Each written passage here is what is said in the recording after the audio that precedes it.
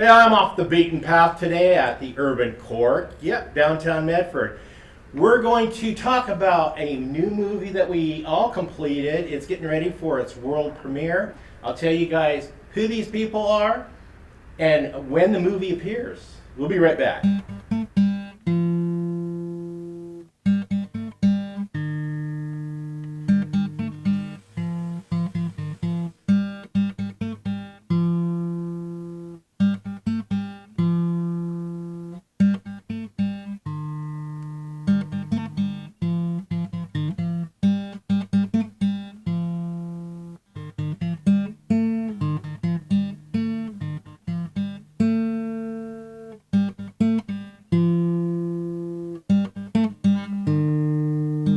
Welcome back to Pine Meadows Hobby Farm. I'm your host, Jerry Hansen. This is an off the beaten path episode. Yep, I get off the farm once in a while.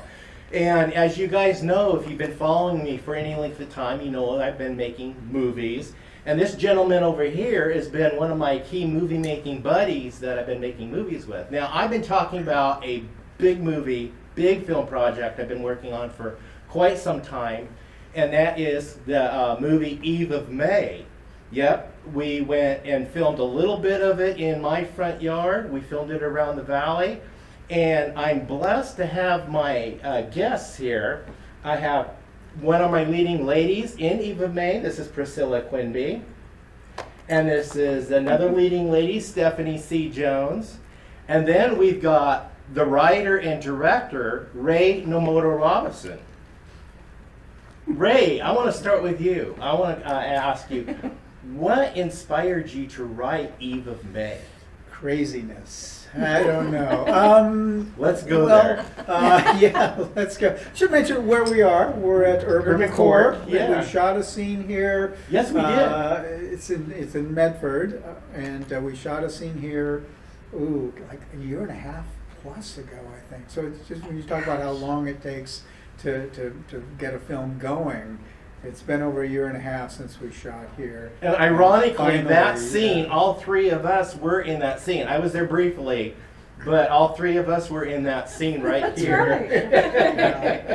It's all real. So basically, the film idea came after I retired, and I did a trip back to my hometown in Glasgow, Montana, and I'd not been back there for over 40 years. I'd gone to high school there.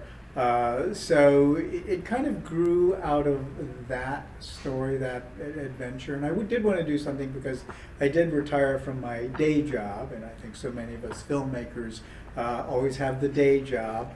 And I retired from that, and I knew I wanted to make a feature film. It had been a long time since I'd done one, I think about 15 years.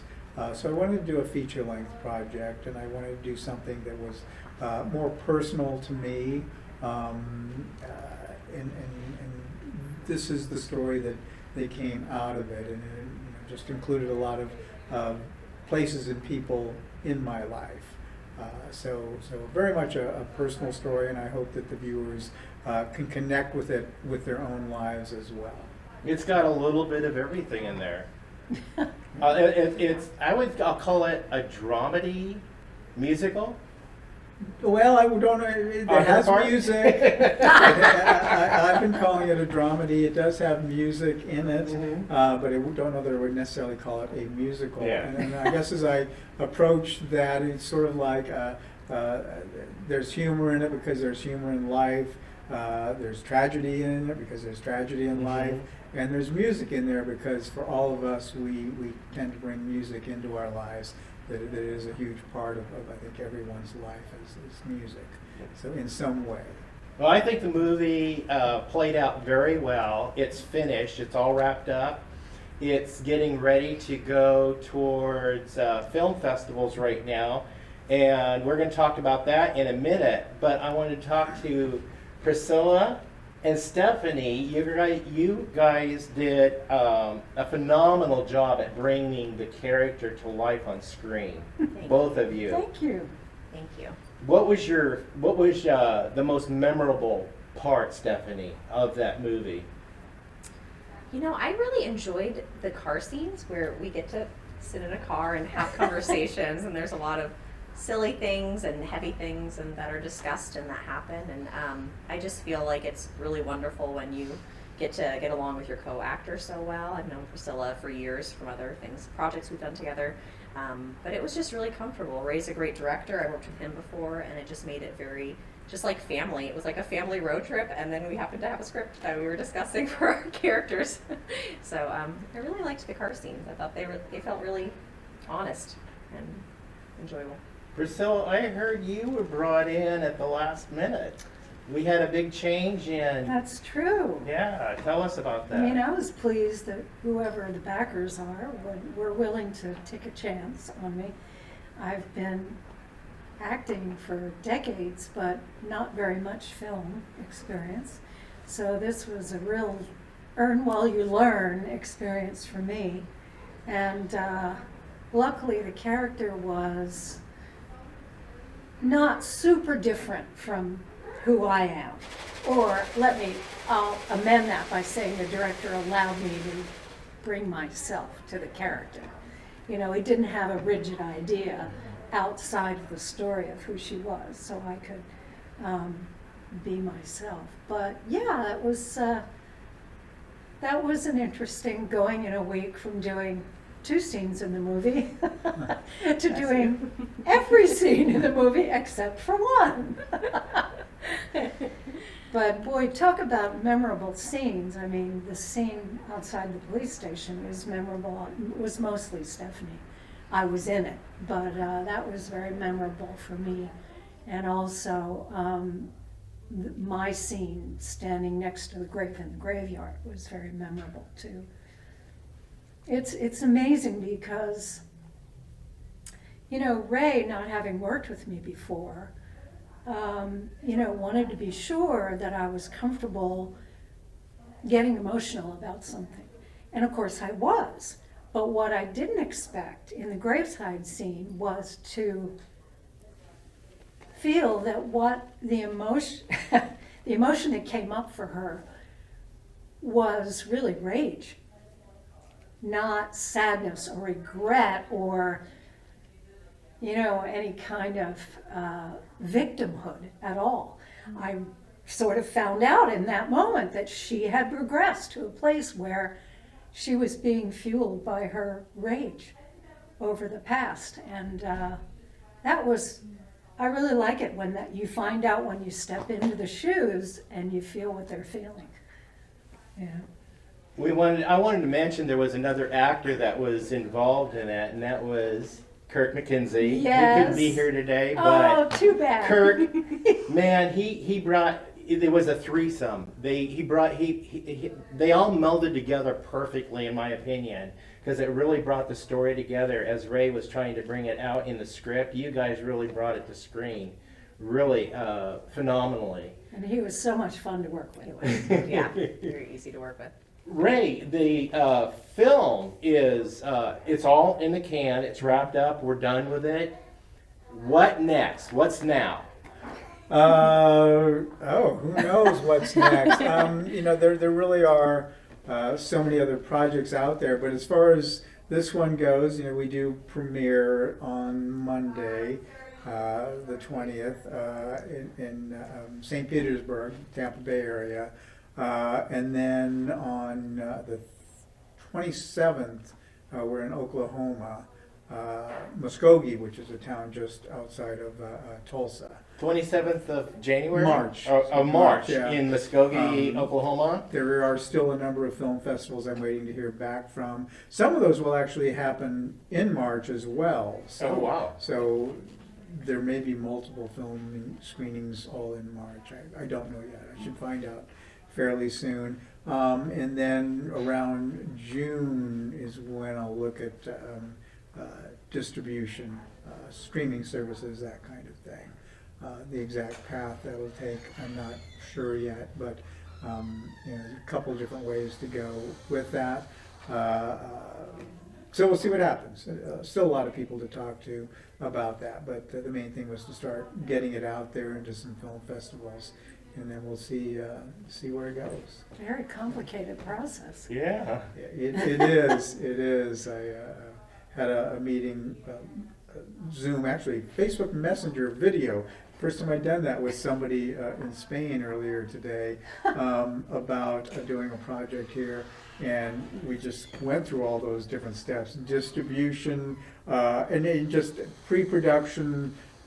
You know, trying to get celebrity or not in it, funding, all of that. You know, so we really just sort of touched upon that.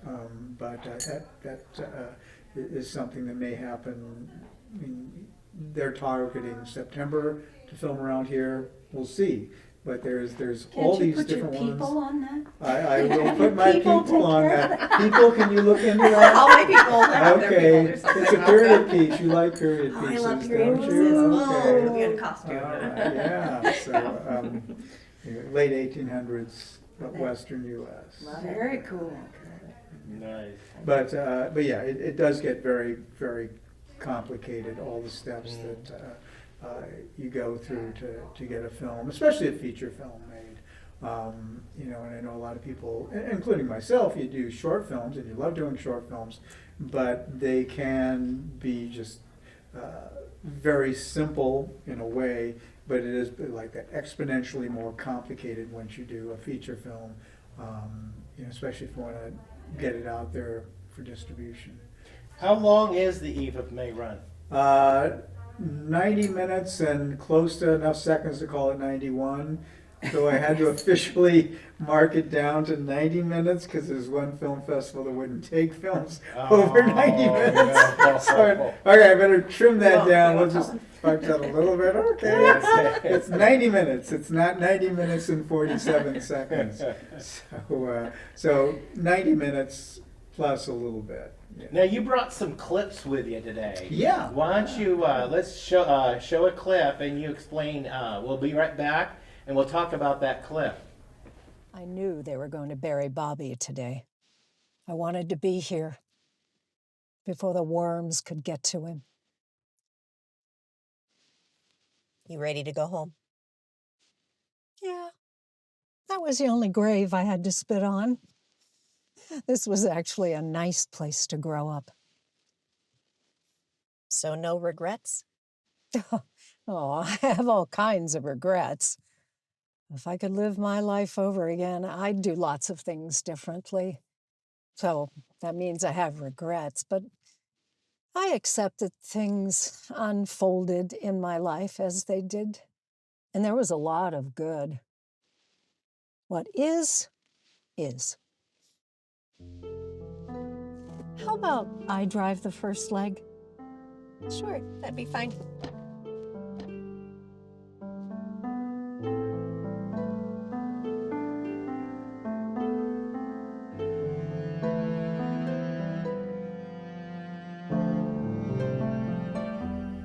Okay, we're back.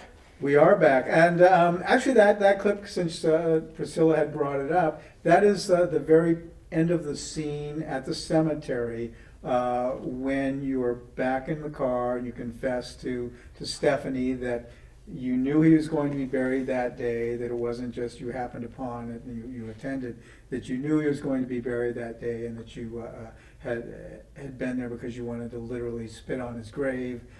So that is that moment, and then at the end there, you two get out, and it also is that moment that transitions between, because earlier in the film it's like this whole who drives, I drive, you don't drive, and then in that moment it's like, what if I drive? And it's like, sure, and you're just kind of connected that way because sure, we're united again. We're kind of like on the same page, very comfortable with each other now. So anyway, that's what's going on. So that was that scene. rage feeling you were telling me about. Yeah, not in that particular clip, but at the graveside. Yeah. That's what caused me to do what I did at the graveside, and I got it out of my system, which was nice. I mean, I'm glad she didn't have plans to like off somebody. Different part of the I story. don't think that was in the budget. Yeah, right. That's the prequel. No. Yeah, I was executive producer of this movie. Ray brought me on to be a producer. And I have to confess, this was my first motion picture I was executive producer of. And I've done 3 since. Wow. And I'm working on a major motion picture right now with some Academy Award-winning actors. Great. So Busy. it's been fun, and there's a possibility of more. I'll talk about that later in another show about my filmmaking career. But all of this I owe to Ray for bringing me in to the fold and helping me and introducing me to the family. I was actually right here in this location. We were at a Cameras and Cocktails meeting where I met you. And I walked up to you and I asked you, can I help you with one of your projects? And of course I said Yes. yes. Come into the fold. You brought another clip with you. Yeah, this one is more the humorous one. I'm sure you remember this one. It's after you go into the bachelorette party that you've not been invited to, and you're tired of waiting to get some attention drawn to get some service. So Priscilla encourages Stephanie to unbutton a little bit to show cleavage to get This wasn't attention. funny. I was behind the bar on that one. Uh-huh. I played. Yeah, you were a bartender. I played Edgar the bartender in that movie. Yeah. And I was a waiter here in this scene here in That's this right. venue right here. So let's watch that clip. You need to unbutton your blouse. What? Just a couple buttons. I want to get drinks sooner than later. Do another one.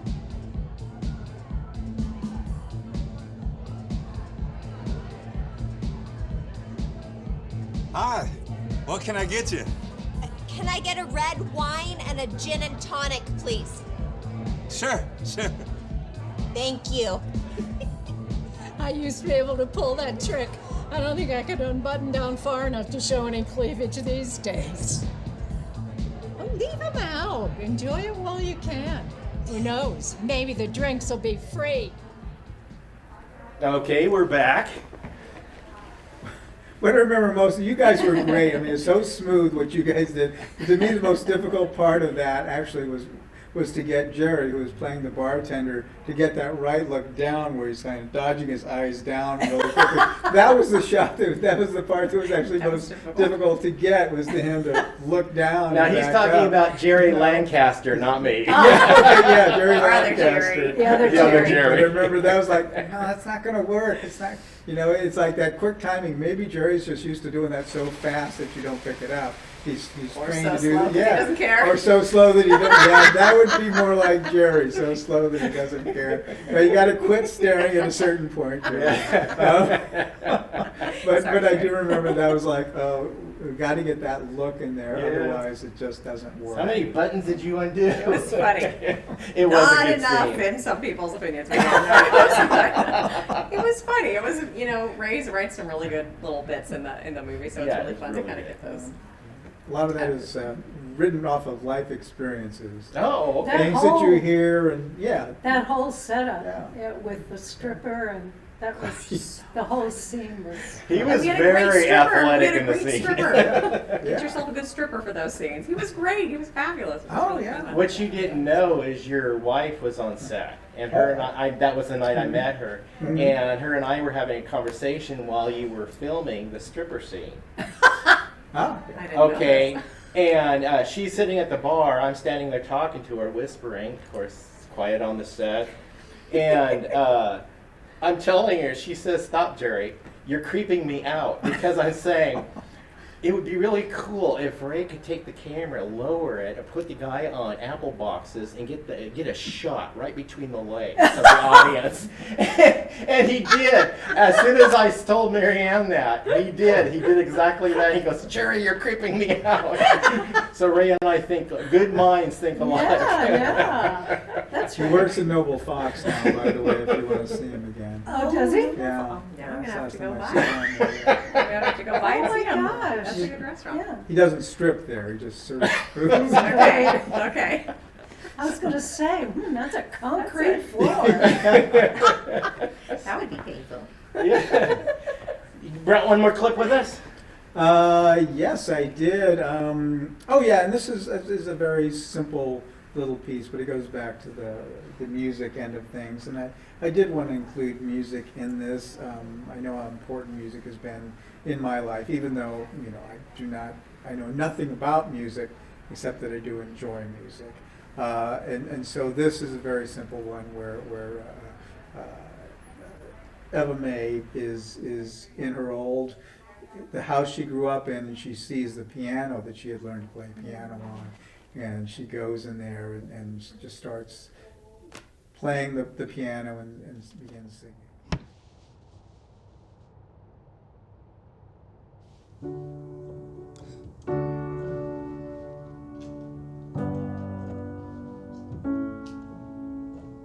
I'll build a stairway to paradise with a new step every day. I'm going to get there at any price. Stand aside, I'm on my way. I got the blues, but up above is so fair. You did a good job on that piano. Hey, Fake. don't laugh. The only musical instrument I know how to play is a record player. There you go. That counts. That's a good one, though. Plays a lot. Yeah. I can play any genre, classic, rock. Yeah. Talented, get it, Jerry. Actually, true story. When I did this YouTube channel that you guys are seeing this on, my intro music, you hear that intro music, I sat down and I had, because of all the copyrights out there, I was afraid to violate somebody's copyright on their Right, music, so sure. I had to create my own my own music. So I sat down at the beginning of my channel, before I even made the channel, and in 45 minutes I plucked out this tune, and then that on a guitar. And I got the tune plucked out, I recorded it on whatever camera I was using at the time. Sounded horrible. If you listen to my early videos, it sounds horrible. But anyway, since then, I've re-recorded it. I went up to Steve Miller Band's recording studio and re-recorded it. Sounds a little bit better. Not a whole lot better, because I've got to confess, I bought a brand new guitar, had it professionally tuned, Okay. and I still don't know how to play guitar. But I play this tune in the intro and the conclusion, and I got a lot of compliments from producers Cool. and composers, Very cool. and that tune became world famous because it's played all No the way. time on Discovery Channel and Animal heard Planet, this. because my Oh, family and I right. are on that reality show. Right. And they featured this channel on that show, So- and that tune goes out, and now I got people coming in from all over the world telling me. Some people say, I don't like that tune. It's like, I don't care. Go, Jerry. I'm a Go, one-hit Jerry. wonder. I don't care. Worldwide composer. I mean, if everyone. I didn't know. else It heard wasn't my right? intention. Okay. It was not on my bucket list. Yes, but that's why you guys hear the theme tune before every episode of my show, and at the conclusion of the episode. That's where that comes from, and that's a true story. Right. Oh my gosh. I mean, the things that you do, and then sometimes they just kind of take off on their Yeah, you own, never so- know. Yeah. You never know. Like, I never knew I was going to stumble into becoming an executive producer of a motion picture, thanks to Ray. And meeting you guys. Yeah, and look at the This was family that you've awesome. joined. Yes. Film community is very cool. It's very cool. Thank you guys so much for joining me on this interview and promoting this show. We have a world premiere coming up Monday in 3 days. Monday in St. Petersburg. St. Petersburg. Florida. What is it? A Greenlight Playhouse? Yes. Yeah, St. Petersburg. I'll go ahead and leave the address right here. Stay tuned to this channel. I'll keep you guys updated on where else you can see it. Because as Ray said in the earlier part of this interview, is that we're flirting with other venues to have it shown on, and I will let you guys know where they can be. And then he mentioned something about it eventually streaming. Yeah. Oh, yeah. That's That's the plan. that will happen. I'm sure. sure that will happen. Good, because I have people asking me about the film already, right? Really? People have been anticipating the Really? release of it. Yes, Right. yeah. But they're being patient. They're trying to be very patient. My audience has been patient. It's like, where's that film? You Where keep is talking it? about it. I keep showing behind the scenes of I it. know. That's one thing I got to get to you is the clips of behind the scenes. You asked for them, and I haven't gotten to you yet.